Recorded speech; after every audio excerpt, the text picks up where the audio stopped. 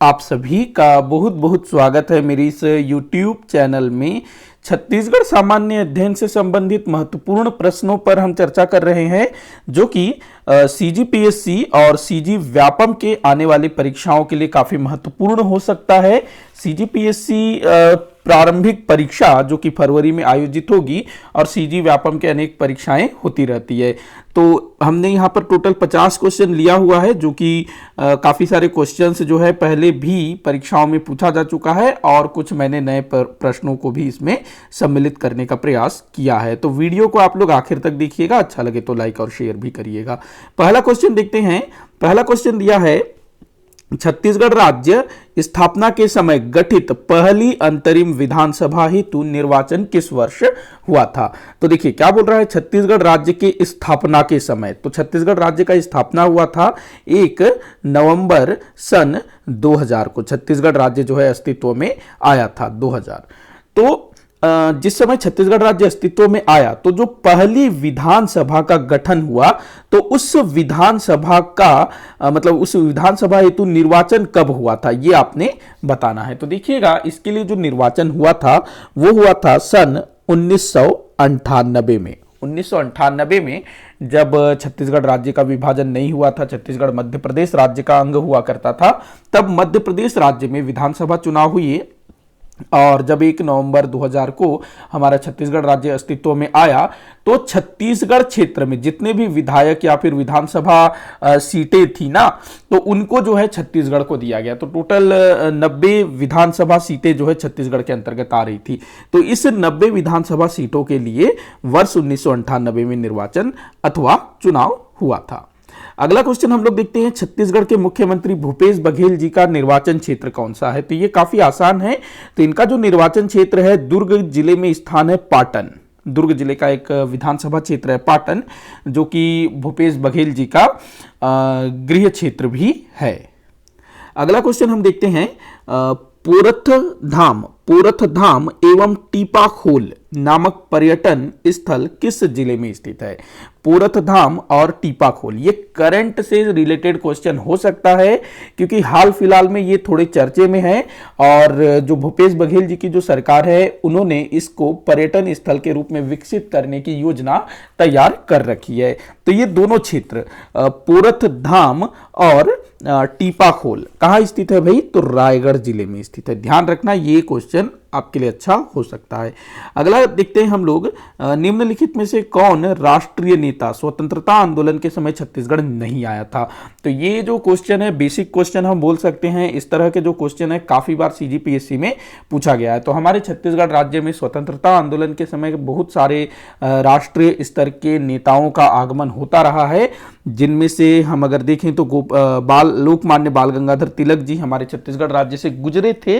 तो इनके संदर्भ में कहा जाता है कि ये थोड़े समय के लिए छत्तीसगढ़ राज्य में रुके थे, रेलवे स्टेशन में ही सही। डॉक्टर राजेंद्र प्रसाद ये भी आए हुए थे असहयोग आंदोलन के समय।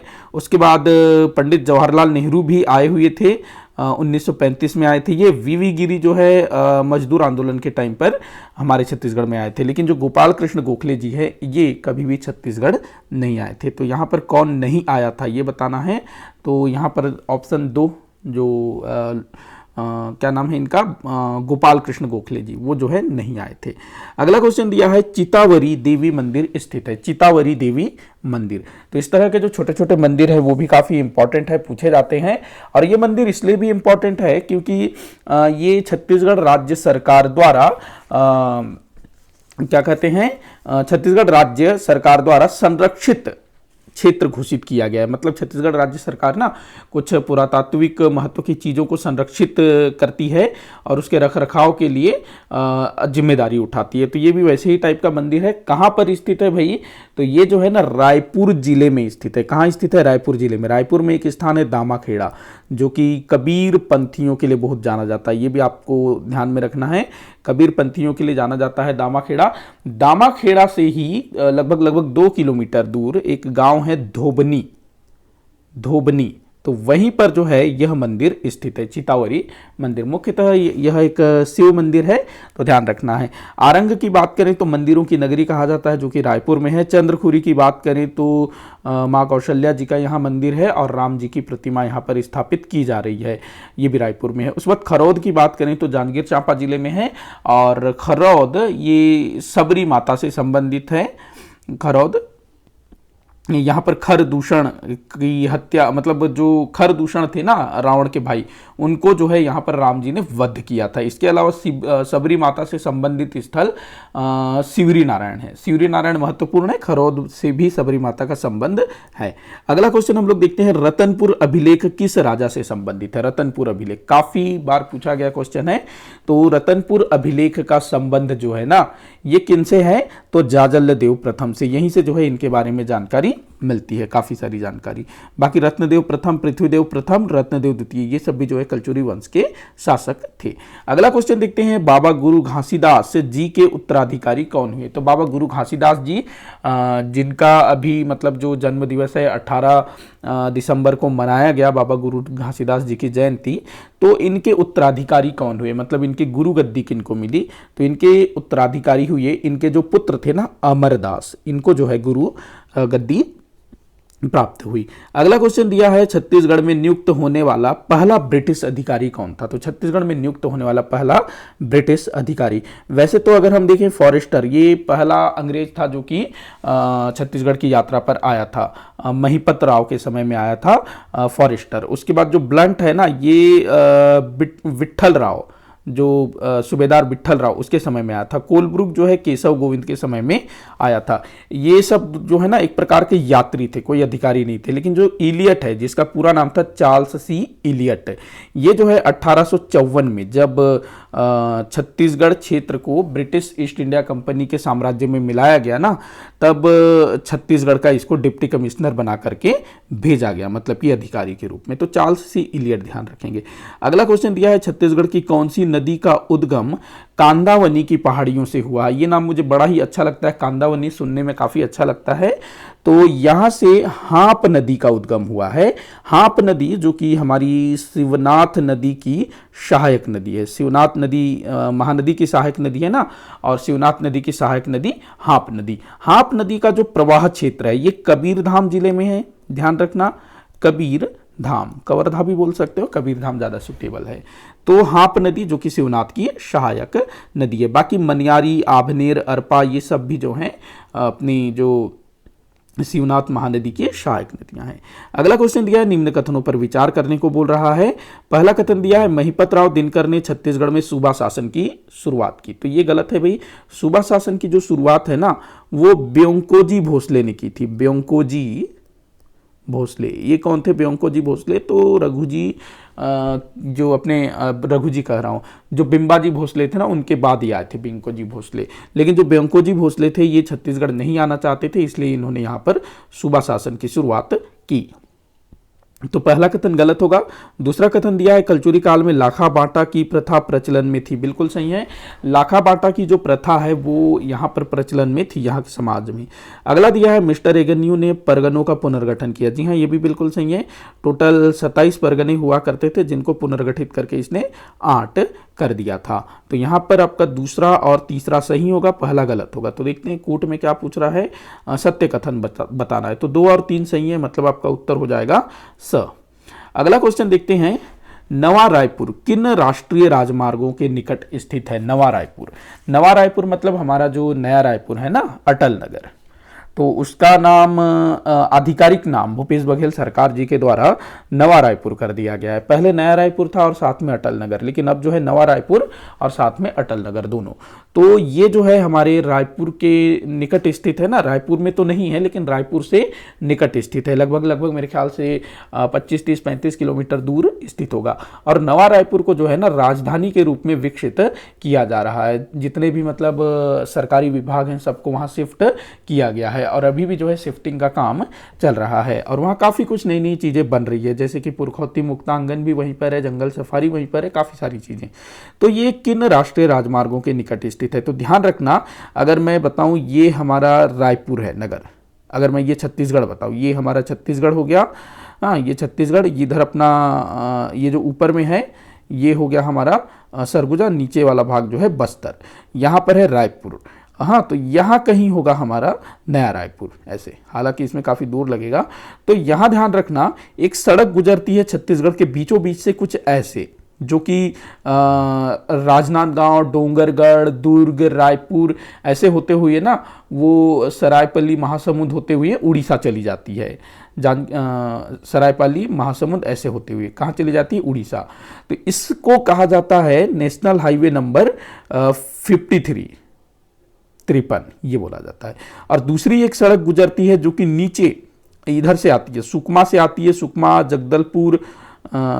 जगदलपुर, कांकेर, कोंडागांव ऐसे होते हुए, धमतरी होते हुए ये रायपुर को क्रॉस करते हुए, जो नया रायपुर नहीं, जो पुरानी जो रायपुर है उसको क्रॉस करते हुए ऊपर तिल्दा वगैरह होते हुए ये आगे कहाँ चली जाती है? कवर्धा होते हुए जो है उधर जबलपुर वगैरह चली जाती है, अनूपपुर, ये उत्तराखंड तक गई है। तो इसको कहते हैं नेशनल हाईवे नंबर 30।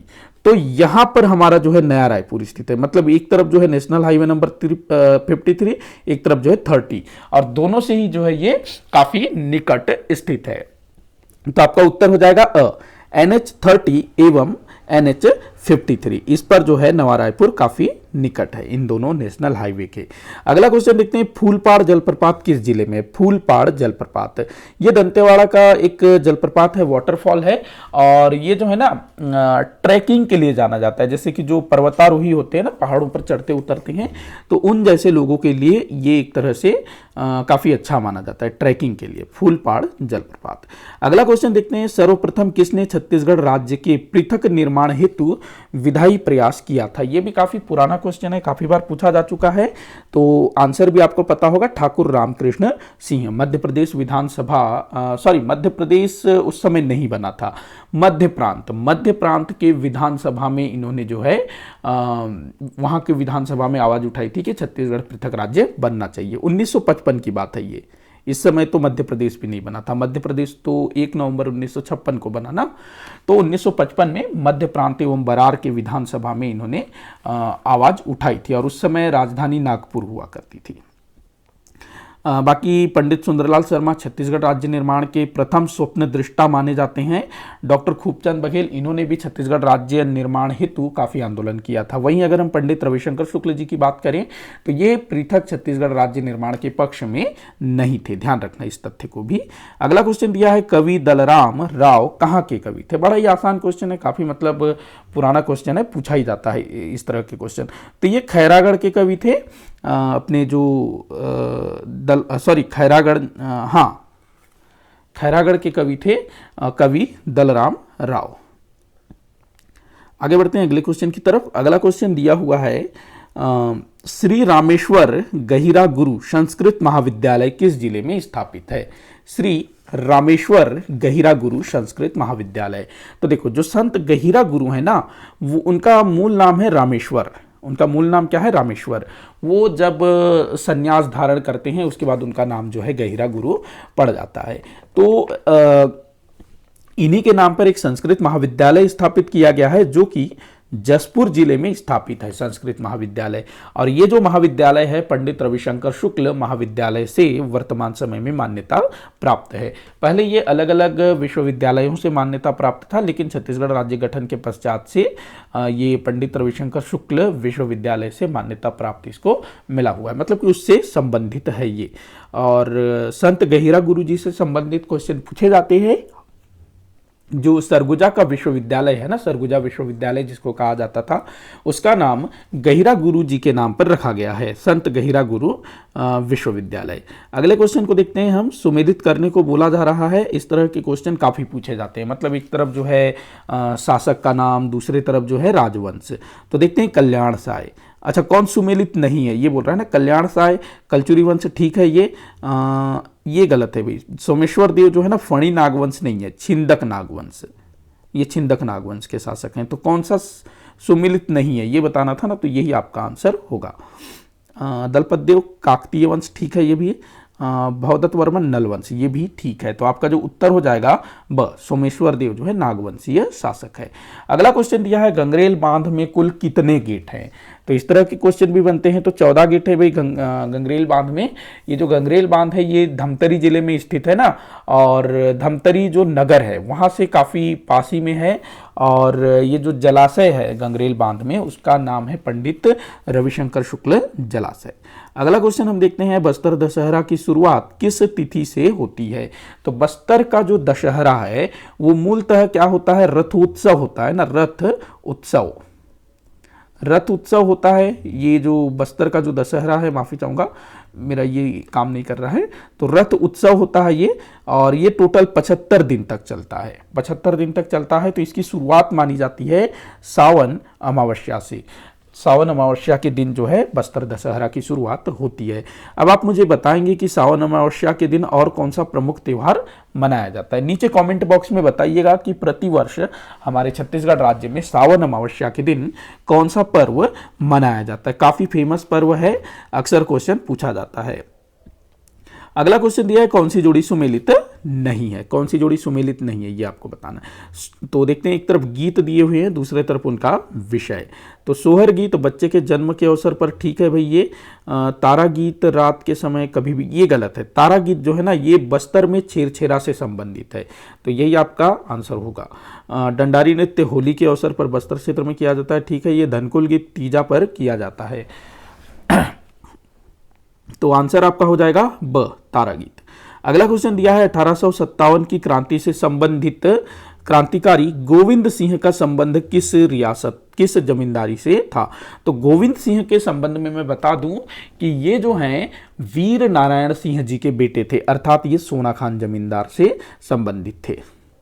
अगला क्वेश्चन है महात्मा गांधी उद्यानिकी एवं वानिकी विश्वविद्यालय की स्थापना कहाँ की जा रही है। तो भाई ये स्थापित हो चुका है, ये मेरे ख्याल से कहीं पूछा था, वहां से मैंने लिया है। तो ये सांकरा नामक गांव में स्थापित है, जो कि पाटन, जो अपने भूपेश बघेल जी का जो निर्वाचन क्षेत्र है ना वहीं पर आता है सांकरा नाम का गांव। वहीं पर जो है इस विश्वविद्यालय की स्थापना की गई थी। आपके लिए क्वेश्चन है कि इस विश्वविद्यालय का वर्तमान कुलपति कौन है, ये आप मुझे बताइएगा, क्योंकि ये पूछा जा सकता है। मैं अगले वीडियो में जो है इसको बताऊंगा भी। अगला क्वेश्चन दिया है नयपुरा किस धर्म से संबंधित स्थल है। नयपुरा, तो ये जैन धर्म से संबंधित स्थल है, जो कि दुर्ग जिले में स्थित है नयपुरा। हमारे छत्तीसगढ़ में बौद्ध, शैव, वैष्णव धर्म से संबंधित स्थल भी काफी सारे हैं। आप लोग चाहो तो नीचे कॉमेंट बॉक्स में बता सकते हो। अगला क्वेश्चन दिया है तारलापाल किस स्थान का प्राचीन नाम था। तारलापाल किस स्थान का प्राचीन नाम था। तो देखो, अगर हम बस्तर की बात करें तो बस्तर के प्राचीन नाम हमको मिलते हैं चक्रकूट, भ्रमरकूट, दंडकारण्य, इस टाइप के नाम मिलते हैं ना। बीजापुर का तो पता नहीं, विजयपुर वगैरह होना चाहिए। नारायणपुर का भी ऐसा कोई खास नहीं मिला है। दंतेवाड़ा का जो पुराना नाम है वही था तारलापाल। आज भी जो है दंतेवाड़ा में एक स्थान है, एक गाँव है, मतलब क्षेत्र लगा हुआ मतलब एक क्षेत्र है जिसका नाम तारलापाल है। इसके अलावा इसको दंतावली भी कहा गया है, दंतावली। देखो, जो दंतेवाड़ा है ना वो माँ दुर्गा के 52 शक्ति पीठों में से एक माना जाता है। जब माता सती आग में कूद करके सती हो जाती है ना, तो फिर शिव जी उनके शव को लेकर के यहाँ वहाँ भटकते रहते हैं और पूरा तांडव कर रहे होते हैं। तब विष्णु जी जो है अपने चक्र से, उनका जो चक्र है ना सुदर्शन चक्र, उससे माता सती के जो मृत शरीर है उसका जो है 52 टुकड़े कर देते हैं, और वो टुकड़े जो है पृथ्वी में यहाँ वहाँ गिरने लगते हैं। और कहते हैं कि दंतेवाड़ा में माता सती के जो दांत है वो गिरा था, इसी कारण इस स्थान का नाम जो है दंतावली और बाद में दंतेवाड़ा, और पहले इसका नाम जो है तारलापाल हुआ करता था। अगला क्वेश्चन दिया हुआ है एनएमडीसी का गठन किस वर्ष हुआ। तो एनएमडीसी का गठन हुआ था भाई 1958 में इसका गठन हुआ था। एनएमडीसी का गठन 1958, 15 नवंबर 1958 को एनएमडीसी, जिसका पूरा नाम है नेशनल मिनरल डेवलपमेंट कॉरपोरेशन, क्या काम करती है। तो छत्तीसगढ़ में लौह अयस्क के उत्पादन का कार्य करती है। बस्तर क्षेत्र में जो बैलाडीला वगैरह है ना, वहाँ से लोहा निकालने का काम इसी संस्था का है। ये एक तरह की सरकारी कंपनी है और इसका मुख्यालय कहाँ पर है, तो हैदराबाद में है, ये भी ध्यान रखना। अगले क्वेश्चन को देखते हैं, कुटरू वन क्षेत्र कहाँ स्थित है। बड़ा ही आसान क्वेश्चन है, बीजापुर जिले में है कुटरू वन क्षेत्र। अगले क्वेश्चन को देखते हैं, गुप्त राजकुमारी प्रभावती का छत्तीसगढ़ के किस शासक से विवाह हुआ था। तो गुप्त राजकुमारी प्रभावती ये कौन थी भाई, तो ये जो है ना चंद्रगुप्त द्वितीय विक्रमादित्य और उनकी पत्नी ध्रुव देवी, इन दोनों की बेटी थी प्रभावती। और जो चंद्रगुप्त द्वितीय विक्रमादित्य थे, इन्होंने जो है ना छत्तीसगढ़ को अपने अधिकार में कर रखा था। दरअसल हुआ क्या कि इनके जो पिता थे ना समुद्रगुप्त, तो समुद्रगुप्त ने पूरे दक्षिण को जीत लिया था, छत्तीसगढ़ को भी जीत लिया था, बस्तर को भी जीत लिया था। तो उसी समय से जो छत्तीसगढ़ है वो गुप्तों के एक तरह से अधीनस्थ हो गया था।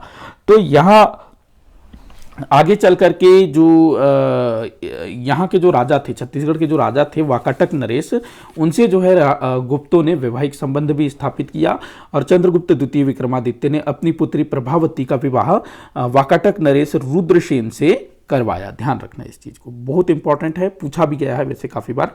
अगला क्वेश्चन है, सुमेलित करने को बोला जा रहा है, एक तरफ जो है पुरातात्विक स्थल, एक तरफ जिला। देखते हैं, डीपाडीह की अगर हम बात करें ये बलरामपुर जिले में है, पचराही की बात करें ये कवर्धा जिले में है, डमरू बलौदा बाजार में है, तेरी घाट दुर्ग जिले में है। तो कूट क्या बनेगा भाई आपका 3 1 2 4, 3 1 2 4, 3 1 2 4। द जो है माफी चाहूंगा, थोड़ा सा गले में खराश आ गया था लंबा बोलने के कारण। तो 3 1 2 4 इसका जो है आंसर होगा। आगे बढ़ते हैं अगले क्वेश्चन की तरफ। अगला क्वेश्चन दिया है, नदी और अपवाह तंत्र को सुमेलित कीजिए बोल रहा है। एक तरफ नदी दिया है, दूसरी तरफ अपवाह तंत्र। तो देख लेते हैं, रिहंद नदी ये सोनगंगा नदी अपवाह तंत्र का हिस्सा है, बंजर नदी जो है नर्मदा अपवाह तंत्र का हिस्सा है, हसदेव जो है महानदी अपवाह तंत्र, कोलाब जो है सबरी नदी को कहा जाता है और सबरी नदी जो है गोदावरी अपवाह तंत्र का हिस्सा है। तो आप लोग जो है कूट के हिसाब से आंसर देख लीजिएगा। अगला क्वेश्चन दिया है, छत्तीसगढ़ के अनुसूचित क्षेत्रों की मुख्य समस्या क्या है।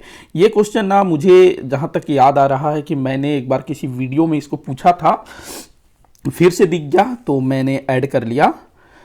तो क्वेश्चन बोल रहा है कि अनुसूचित क्षेत्रों की मुख्य समस्या क्या है। अनुसूचित क्षेत्र से तात्पर्य है जो आदिवासी बहुल्य क्षेत्र हैं उनकी प्रमुख समस्या आपको बतानी है। यहाँ दिया है शिक्षा, स्वास्थ्य और परिवहन। समस्या तो है ये, लेकिन यहाँ मुख्य समस्या पूछ रहा है ना, देखते हैं है समस्या ये भी। स्वच्छ जल का अभाव, तो गाँव में जो है ना स्वच्छ जल का अभाव देखने को मिल रहा है।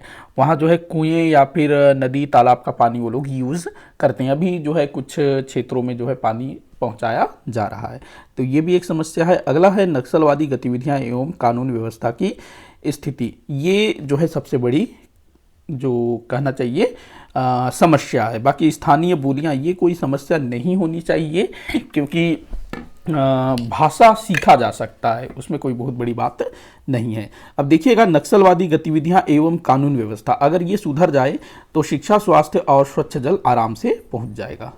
तो स जो है आपका उत्तर होगा। नेक्स्ट क्वेश्चन की ओर चलते हैं। मराठा शासक रघुजी तृतीय के शासनकाल में छत्तीसगढ़ में नियुक्त होने वाले जिलेदारों का सही कालक्रम क्या है। तो देखिएगा, अभी सीजीपीएससी में ना जो सीजीपीएससी का जो प्रीलिम्स का एग्जाम होता है उसमें एक क्वेश्चन जो है बार बार पूछा गया है। जो मराठा सूबेदार है ना सूबा काल के, तो उनका क्रम पूछा गया है, वो भी उसी क्वेश्चन को जो है घुमा घुमा के पूछा गया है। तो यहां पर मैंने क्या किया है, जिलेदार पूछा है, तो आपको जिलेदारों का क्रम भी याद रखना है, जो कि रघुजी तृतीय के समय में थे जिलेदार। 1830 से लेकर के ना 1854 तक जिलेदारों को नियुक्त किया जाता था। तो लगभग 8 से 9 जिलेदार नियुक्त हुए थे। तो इनका क्रम आपने बताना है। तो देख लेते हैं भाई इनका क्रम क्या है। तो सबसे पहला जो जिलेदार है वो है कृष्णा राव, सबसे पहला, तो ये हो जाएगा, इधर एक लिख लेते हैं। उसके बाद आएगा आपका कृष्णा राव के बाद दुर्गा प्रसाद, ये दुर्गा प्रसाद के बाद इंटुक राव, फिर आएगा गोविंद राव। 1 4 2 3 ये जो है आपका कूट बनेगा, 1 4 2 3, 1 4 2 3, तो जो द है ना ये आपका उत्तर होगा। द में दिख रहा है ना 1 4 2 3। अगला क्वेश्चन देखते हैं, छत्तीसगढ़ में पुत्रा पुत्री का विवाह कब किया जाता है? बड़ा ही आसान क्वेश्चन है, काफी बार पूछा गया है। तो अक्षय तृतीया जो होता है ना, कहाँ गया अक्षय तृतीया? वैशाख शुक्ल पक्ष तृतीया, हाँ ये वैशाख शुक्ल पक्ष तृतीया को जो है अक्षय तृतीया मनाया जाता है, तो ये ध्यान रखना। वैशाख शुक्ल पक्ष तृतीया, पुत्रा पुत्री का विवाह, इसको अक्षय तृतीया भी कहते हैं या फिर अख्ती भी कहा जाता है छत्तीसगढ़ में।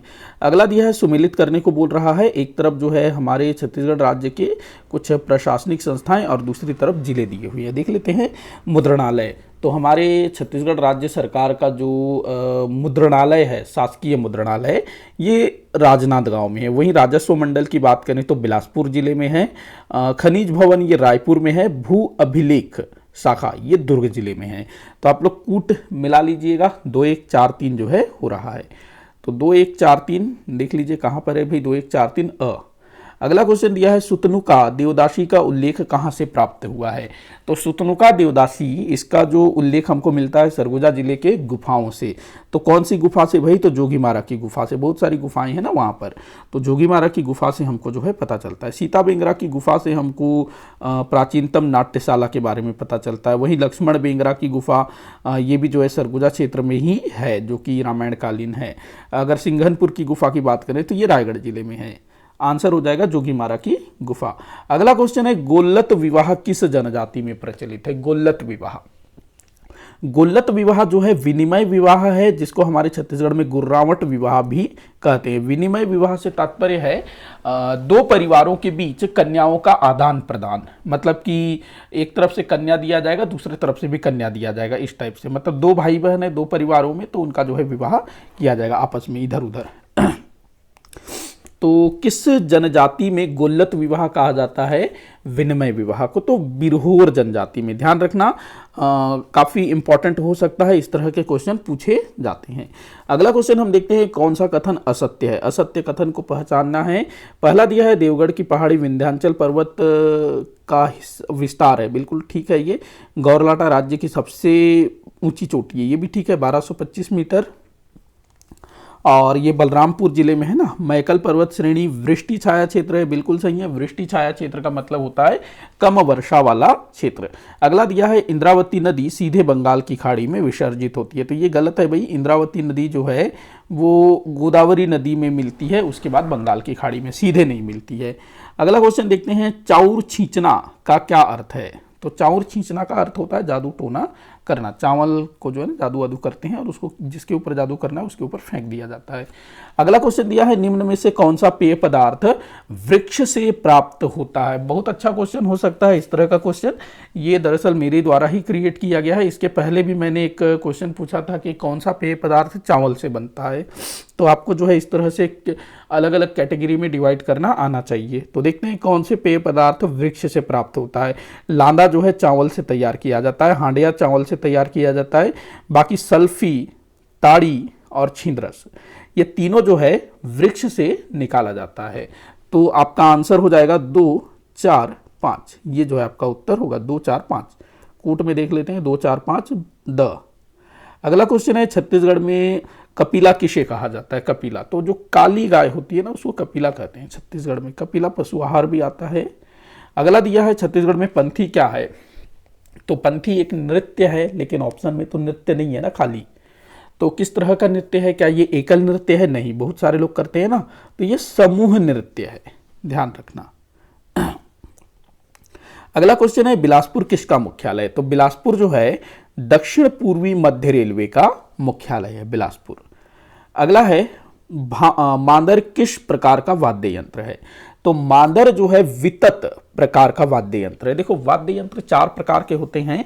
तत्वाद्य यंत्र, तत्वाद्य यंत्र जिसमें तार वाले वाद्य यंत्र होते हैं ना, जैसे कि गिटार वगैरह, वो तत्वाद्य यंत्र होते हैं। गिटार हमारे छत्तीसगढ़ में एक तारा। इसके अलावा धनकुल वाद्य यंत्र को भी जो है तत्वाद्य यंत्र कहा जाता है, उसमें भी तार होता है, रस्सी होता है ना। वितत होता है जिसको पीट पीट कर बजाया जाता है, जैसे ढोलक हो गया, तबला हो गया। इसके बाद हमारे बस्तर छत्तीसगढ़ में जो तुड़बुड़ी हो गया, हाँ, इसके बाद मांदर हो गया, तो इनको जो पीट पीट करके बजाया जाता है, तो ये कहते हैं वितत। वितत दो प्रकार के होते हैं, एक मुखी और द्विमुखी। जैसे कि जो तबला है वो एक मुखी है, ढोलक मांदर ये द्विमुखी है, दो तरफ से बजता है ना।